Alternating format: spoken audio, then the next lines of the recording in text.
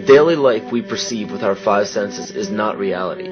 Quantum physics has shown that space and time are illusions of perception. Therefore, our bodies cannot truly be a reality if they occupy this space. Ernest Rutherford performed an experiment in Manchester that revealed to him the shape of the interior of an atom.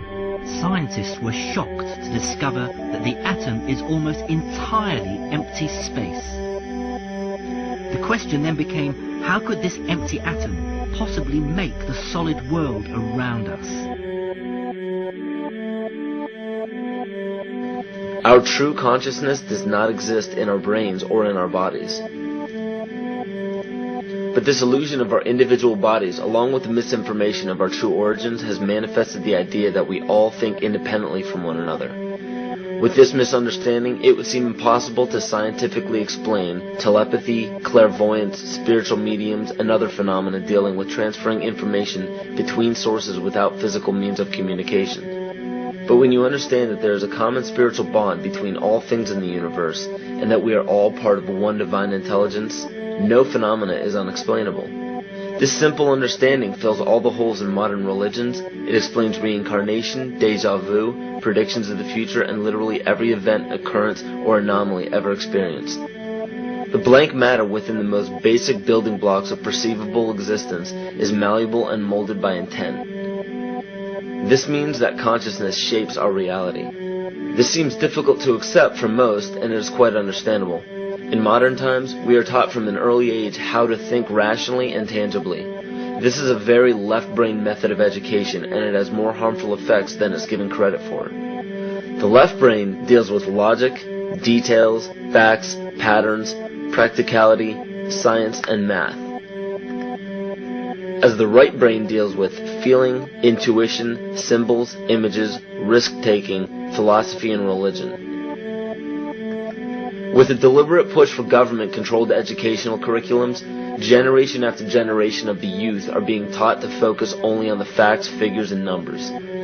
Repetition is used to train children subconsciously to accept what they're learning. Children aren't rewarded for questioning the validity of the information they receive. They are ridiculed. However, the children who blindly accept the information as true and merely regurgitate the information on command when it is time to take a test, those children go on to become the decision makers in our government, law, medicine, business, and every other occupation with power and prestige. The most detrimental effect of being pushed away from holistic thinking with the full brain into a strictly left brain thought is what is known as the suppression of the feminine. Every male and female have both feminine and masculine qualities. It has nothing to do with man or woman. These are represented by the left and right brain, yin and yang, black and white, light and dark, and most every other duality. Both are vital to our spiritual and physical health. In ancient Egypt, the female was the rightful heir to the throne. The male she chose to marry became pharaoh. This depicted the goddess tradition that has been destroyed to make way for a patriarchal, male-dominated society we see enforced in every major denomination. In suppressing the feminine of every society and pushing the people to strictly left-brain thinking, the natural ability for humanity to feel earthly, cosmic, and personal energy became lost. Traditions that were passed on through shamans, witch doctors, magicians, psychics, and seers of all kind became outlawed and ridiculed and given a stigma of something out of a Hollywood movie. Every religion explains that we are children of God and have godliness inside of us. If you erase the anthropomorphized God and understand that God is nothing more than the spiritual web that connects all things, all religious scriptures begin to make much more sense. Our bodies are merely vessels to contain our spirit, to gather experience for the divine mind. This is how evolution is possible. It is scientifically proven that all species are evolving into more complex beings. Innate knowledge or racial memory within all species is the understanding of newborns of all kinds to automatically know specific details and traits that the mother does not have to teach them.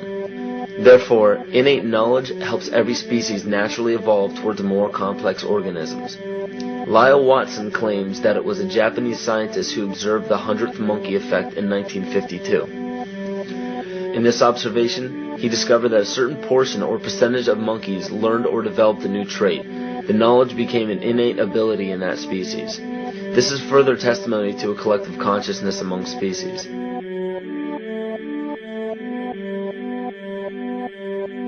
Everything in existence has a natural vibration to it, from our atoms all the way to the vastness of the universe. To show a simple connection between the earth and our bodies, take a look at our body's harmonic focal points, better known as our chakras. Just as there are harmonic focal points on the guitar string, there are locations within our body where our vibrations culminate. In Eastern philosophies, these 7 chakras are used to bring health and balance to the physical and spiritual body. Our Earth also has 7 chakra points at equally distant locations from one another. There is 1 chakra point on each continent. The root chakra is in Mount Shasta, California. The sexual chakra is in the Isle of Sun, Lake Titicaca in South America. The solar plexus chakra is in Uluru Kata Juta in Australia. The heart chakra is in Glastonbury or Shaftesbury, England. The throat chakra is where the Great Pyramids of Giza in Egypt are. The heart chakra is at Kuhe Malak Sia in Iran. And the crown chakra is at Mount Kailas in Tibet. Scientifically, this is explained because at the core of our Earth, there is a molten iron crystal that resonates at approximately 7 Hertz. There are energy vortexes all over the Earth where electromagnetic energy emanates. There are also several vile vortices surrounding the equator where strange anomalies occur, such as radio and compass malfunctions, as well as plane and ship disappearances. You may have heard of a few of these. So the intangible parts of our existence, such as emotions, are part of the true reality of higher consciousness. If emotions are part of a realm that we cannot experience with our 5 senses, then how is it that we are all aware of our emotions? What most people believe to be emotions are not truly the emotion itself. What we are experiencing is the physical manifestation of these emotions. Anger causes disturbance in the psyche, which manifests itself in the ego. These manifestations cause the heart rate to increase, body temperature to rise, and spawn many other physical traits that signify anger.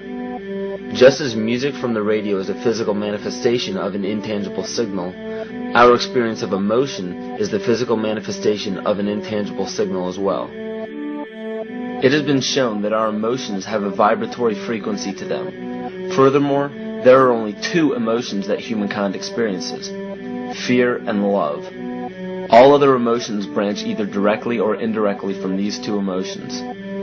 Fear has a long and slow frequency vibration to it, while love has a very rapid and high frequency. To show that vibration is the very foundation of existence, Hans Jene developed what is known as cymatics in the 1940s to show that when vibrations of sound are passed through a form of media, there is a set pattern that will follow. When the frequency increases, the media develops into a more complex pattern. This is precisely what is happening to our Earth and to humanity. There are 64 possible codes of amino acids in our DNA structure made from 4 elements: carbon, oxygen, hydrogen, and nitrogen. By any means of logic, we should have all 64 codes activated within our DNA structure. Yet we presently only have 20 active codes.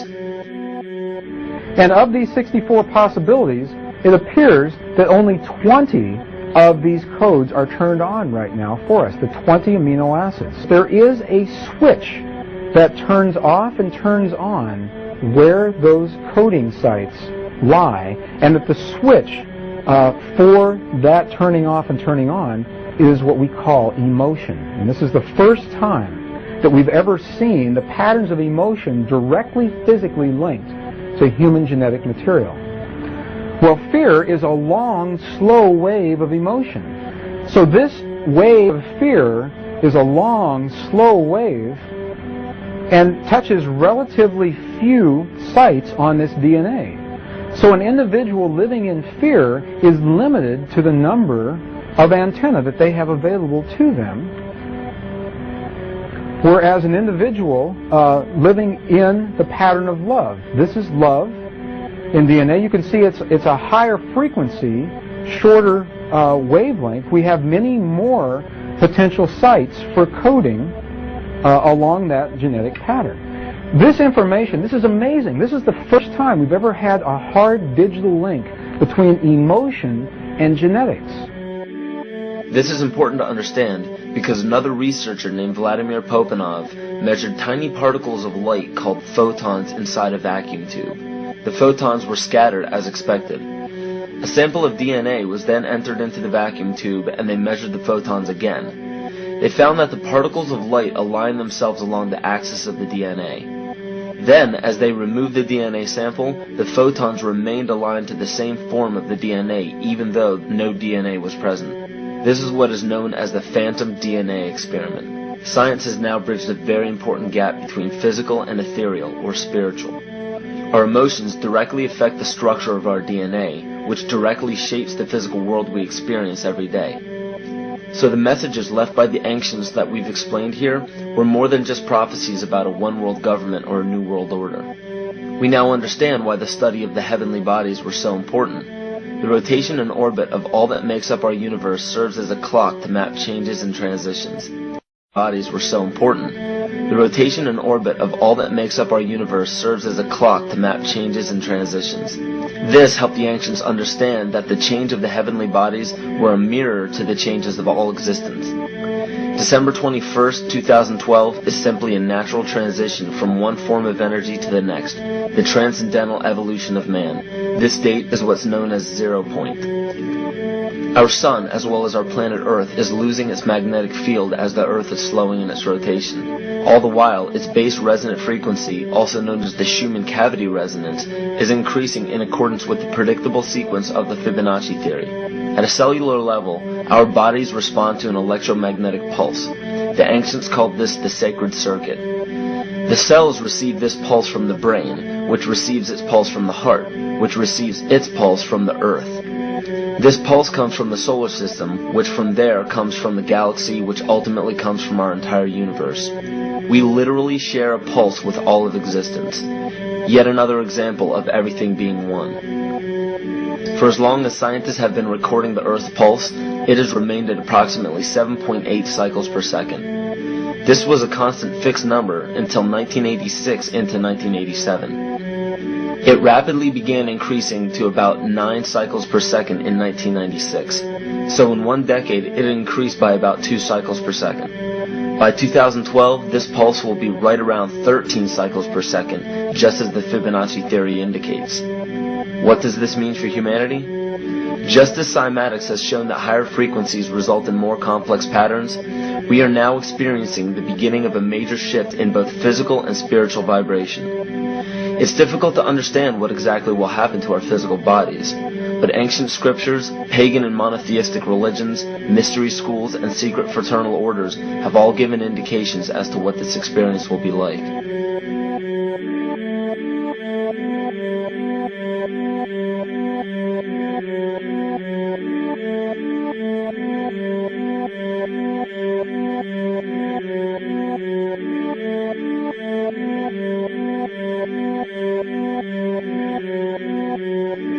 This will be the shift of the ages, a transcendental period of monumental changes to humanity. Those unprepared for this transition will likely not be able to cope with the rapid changes in the psyche. The only way to prepare for what is to come is what we have sought after for our entire lives: truth.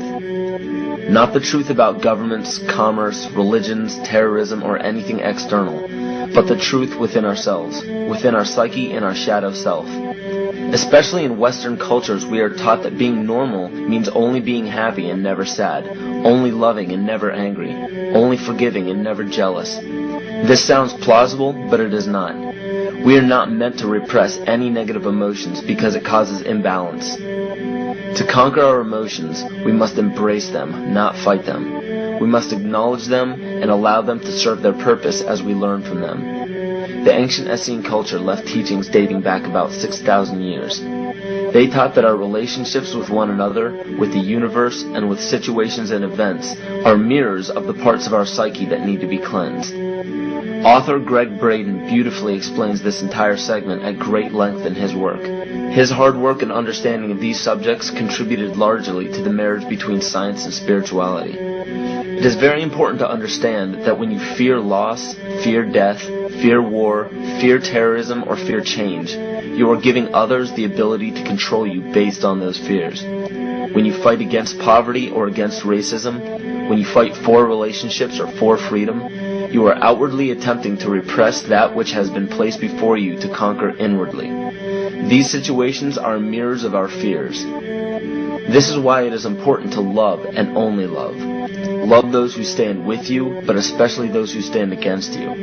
Don't look at your fears as a threat. Rather understand that this material world is only a physical manifestation of either the love or fear in your consciousness. It's as plain as day. All you need to conquer in your life is in your face. If you want to understand what your true inner fears are, analyze your ambitions and your inhibitions. Everything explained here about the esoteric agenda of the elite few at the very top is nothing to fear. They have been at work for thousands of years behind the scenes to manipulate humanity, and it has worked. Until now. It's very easy for any system of thought, religious or otherwise, that comes along. It's very easy to play on that, to play on our insecurities, to assure us all is well, we'll all be taken care of. We lap that up. So don't blame religion. Blame our own insecurities, which has allowed religion to flourish, and which has allowed so many systems of thought that are disempowering to flourish throughout human history. That's why we can't get out of it. Ron Sakeley, Department Chairman, Chemistry, University of California, Berkeley, showed that DNA acts as an antenna for cellular upregulation. The primary function they taught us about what DNA is about. It's a receiver and transmitter of photons, light, and phonon sound. For what? Cellular upregulation, meaning that the water molecules, the pyramid power around the DNA spiral energizing strands are taking in the spiritual energy of love vibrations and then sending it out for manifesting, precipitating in a quantum field, the physical matter of the body. These are hertz, frequencies, or cycles per second that the musicians can retune their instruments to play and experiment with. Why? Again, these are the Creator's musical scale, the original solfeggio, buried for 3,000 years in the Bible. So the ancient priests who knew how to levitate the huge stones for the building of the pyramids and the Masonic knowledge that predated ancient Egypt, the ability to have this information, these frequencies, serve the function of creation, destruction, and miracles on behalf of the empowered people who had access to this knowledge. I say that because of this metaphor.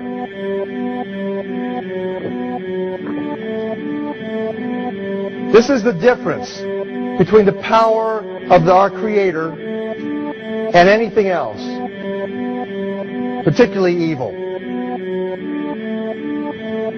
That you can go into a pitch black room full of evil, full of darkness, and light a little candle, and instantly that darkness flees. But you can't do the opposite. You can't go into a well-lit room full of truth and wisdom and righteousness and joy and health and harmony with the universal power. You can't take any amount of darkness and go into that well-lit room and have any effect whatsoever. That is the metaphor which I frequently think of when I think that I'm not empowered. It is the greatest lesson for me, and I think for everybody else, to know that we're on the winning side and that we win in the end.